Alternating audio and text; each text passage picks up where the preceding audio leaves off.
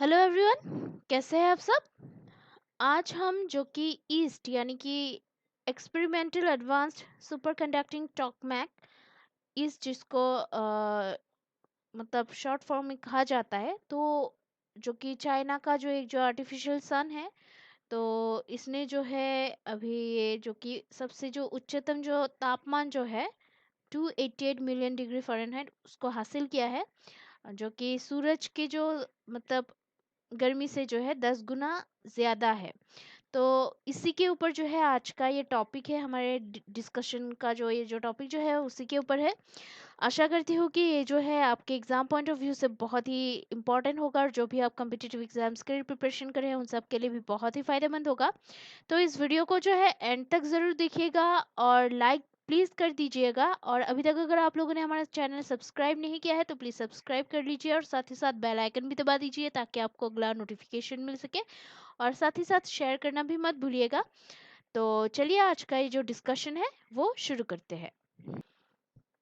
तो अभी जो है हाल ही में चीन ने जो है यानी कि चाइना ने जो है प्रायोगिक उन्नत सुपर कंडक्टिंग टोकामक यानी कि एक्सपेरिमेंटल एडवांस्ड सुपर कंप्यूटिंग टॉकमैक जो है ईस्ट, उसने अभी 288 मिलियन डिग्री फ़ारेनहाइट का जो उच्च तापमान यानी कि उच्चतम तापमान हासिल किया है। सबसे जो ज़्यादा जो है वो जो कि टेम्परेचर जो है पीक टेम्परेचर उसको हासिल की है। और अभी जो है जो कि सूरज के जो है टेम्परेचर से 10 गुना ज़्यादा है। तो ये बहुत ही मतलब जो है ज़्यादा टेम्परेचर वाला जो है वो हासिल किया है। तो अभी चाइना जो है वो अकेला ऐसा देश नहीं है जिसने कि उच्च प्लाज्मा तापमान हासिल किया है। तो चाइना ही सिर्फ जो दुनिया का जो है देश एकमात्र नहीं है जिसने कि ये मतलब हासिल किया है, ये मतलब जो सबसे जो हाई जो प्लाज्मा टेम्परेचर जो है वो हासिल किया है, ऐसा नहीं है। क्योंकि साल 2020 में जो है दक्षिण कोरिया यानी कि साउथ कोरिया के Korea super conducting tokamak advanced research जो है उसने अभी उसके रिएक्टर ने जो है 20 सेकंड के लिए जो है 100 मिलियन डिग्री सेल्सियस से अधिक के प्लाज्मा तापमान को बनाए रखते हुए एक नया रिकॉर्ड बनाया।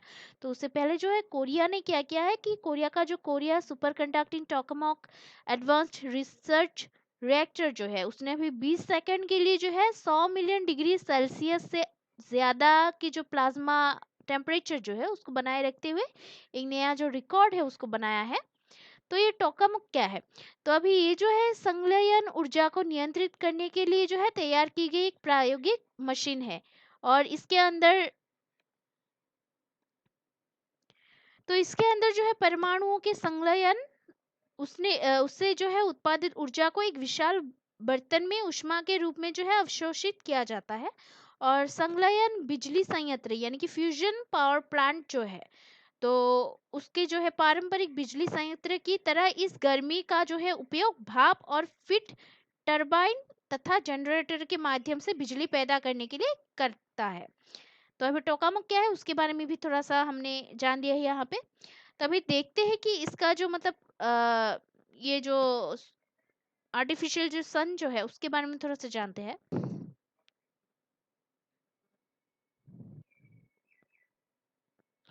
तो अभी जो है प्रायोगिक उन्नत सुपर कंडक्टिंग टॉकमक के बारे में जो है यानी कि जो कि अभी experimental advanced super conducting tokamak EAST है उसके बारे में जो है, तो ये एसटी रिएक्टर चाइना के जो है हफई में जो है चाइना के विज्ञान अकादमी के प्लाज्मा भौतिकी संस्थान यानी कि एएसआईपीपी में जो है वहां पे स्थित एक जो उन्नत परमाणु संलयन प्रयोगात्मक अनुसंधान उपकरण है ये।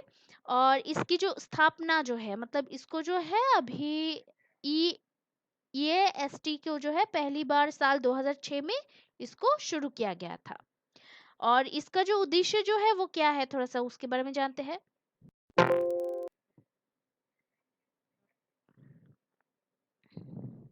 तो अभी इस कृत्रिम सूर्य का जो है यानी कि जो मतलब आर्टिफिशियल जो सन है इसका उद्देश्य ये है कि परमाणु संलयन की प्रक्रिया को जो है दोहराना है और ये वही प्रतिक्रिया है जो कि सूरज को जो है शक्ति प्रदान करती है।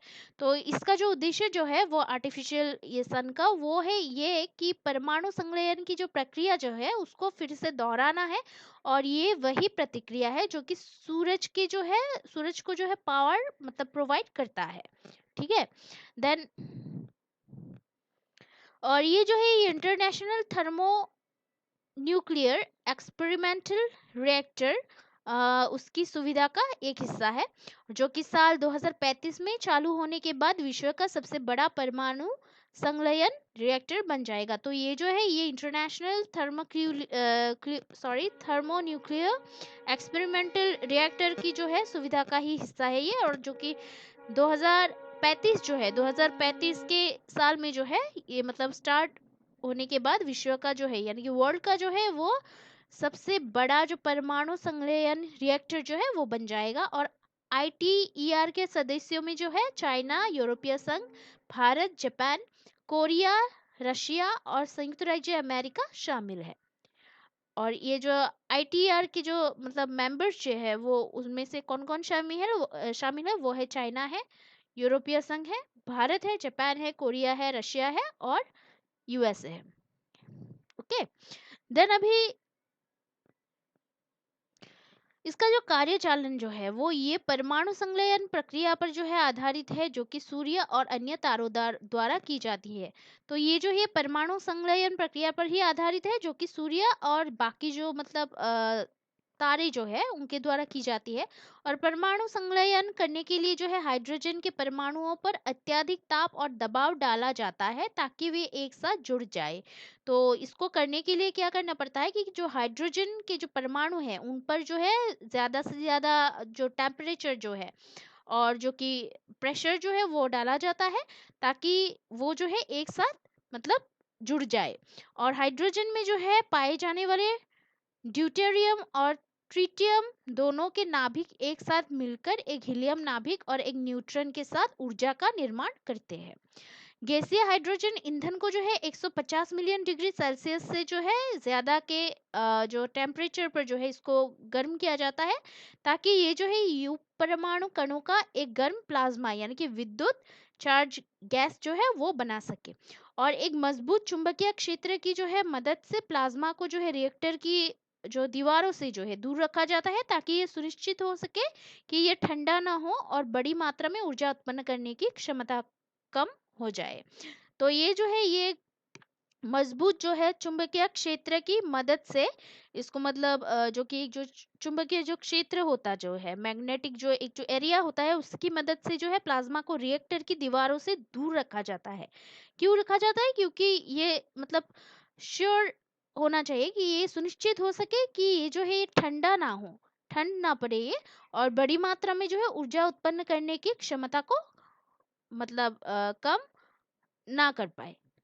देन चाइना की जो बाकी जो टोकामक जो कि और जो है वो मतलब देख लेते हैं। तो ये एसटी के अलावा चाइना में जो है एट प्रेजेंट यानी कि वर्तमान में जो है HL2A रिएक्टर के साथ साथ जे टेक्स्ट का भी संचालन कर रहा है।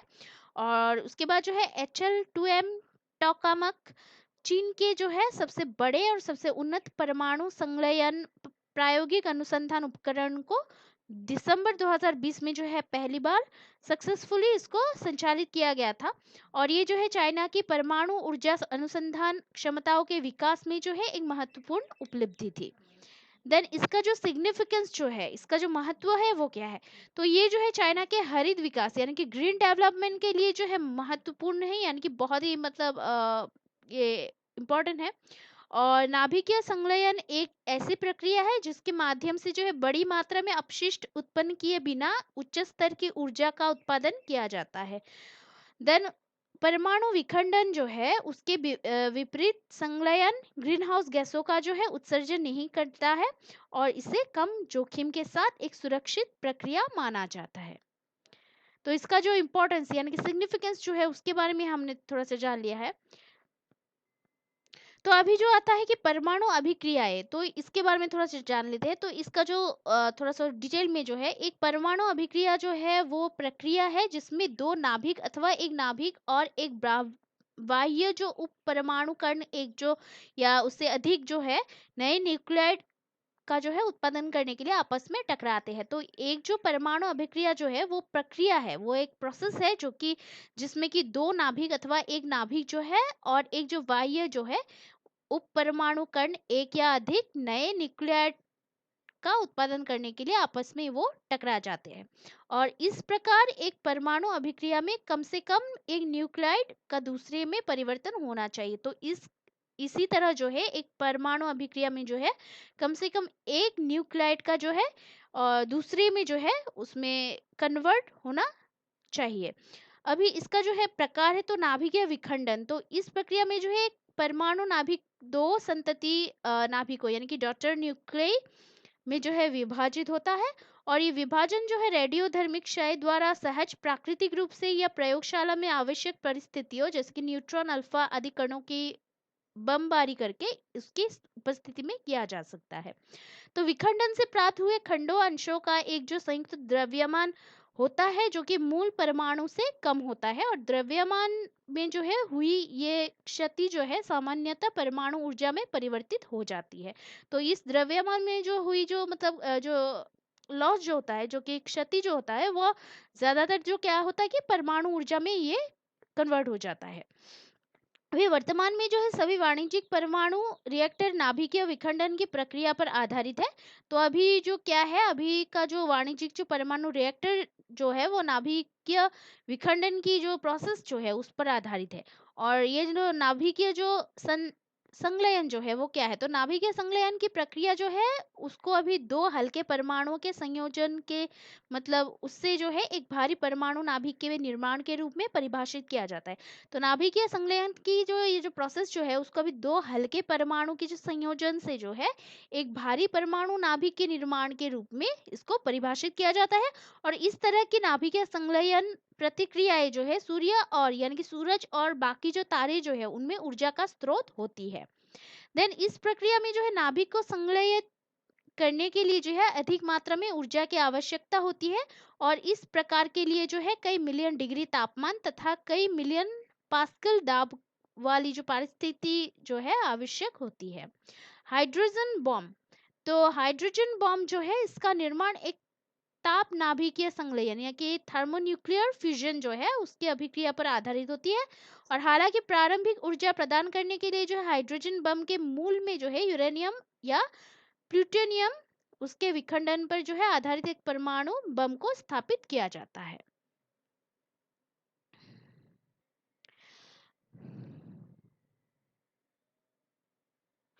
तो आज के इस वीडियो में इतना ही है। आशा करती हूँ कि ये जो वीडियो जो है आपके लिए बहुत ही फायदेमंद साबित होगा और आपको मतलब इससे बहुत ही फायदा होगा। तो इस वीडियो को जो है एंड तक ज़रूर देखिएगा और लाइक करना प्लीज़ मत भूलिएगा।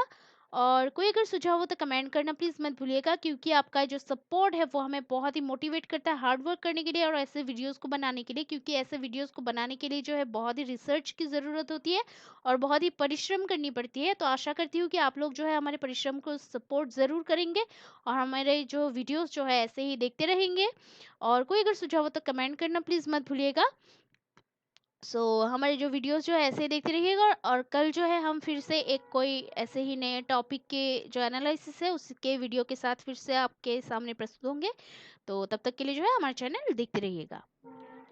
सो please keep watching our videos, like share and subscribe. Take care. Jai Hind.